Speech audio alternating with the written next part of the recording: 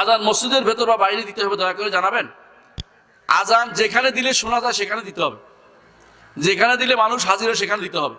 এই জন্য রসুলের যুগে বিলাল রাদিয়াল্লাহু আনহু এক মহিলার ঘরের উপর উঠে আজান দিতেন। কেন? বেশি শোনা যাওয়ার জন্য, দূরে শোনা যাওয়ার জন্য। এখন যদি মাইকে দিলে, ঘরের মসজিদের ভিতর থেকে মাইকে দিলে সবাই শুনতে পাবে, তাহলে মসজিদের ভিতর থেকে দিবেন। বাইরে দিলে যদি সবাই কম শুনতে পায়, মসজিদ ঘর থেকে ভিতর থেকে দেওয়া উত্তম।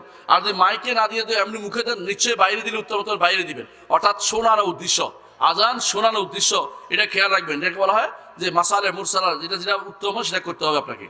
হ্যাঁ, এবং অনেকে বলে থাকে যে দ্বিতীয় আজান, জুমার দিনের সমস্যাটা বেশি হয়। দ্বিতীয় আজান, প্রথম আজান যদি দিতে হয় সুন্নাহ মোতাবেক, তো দিতে হইব অনেক আগে, 1 ঘন্টা আগে দিতে হবে। যখন ওক্ত যখন হয় তখনই দিয়ে দিতে হইব। আর দ্বিতীয়টা যখন দিবেন তখন কখন দিবেন? ইমাম যেখানে দাঁড়ালে শোনা যায় সবাই সেখানে দিতে হবে। ইমামের সোজাসুজি করে ইমামের ক্যাবলা বানানোর দরকার নেই, বুঝতে পারছেন? অনেকে এটা করে একদম ইমামের সামনে দাঁড়িয়ে থাকতে হবে, এটা ভুল বুঝছে। বাইনে এদেল ইমাম বলছে, এটা অর্থ বুঝছে যে ইমামের সামনে, এটা মূল উদ্দেশ্য হচ্ছে ইমাম যখন বসে তখন দিতে বলছে।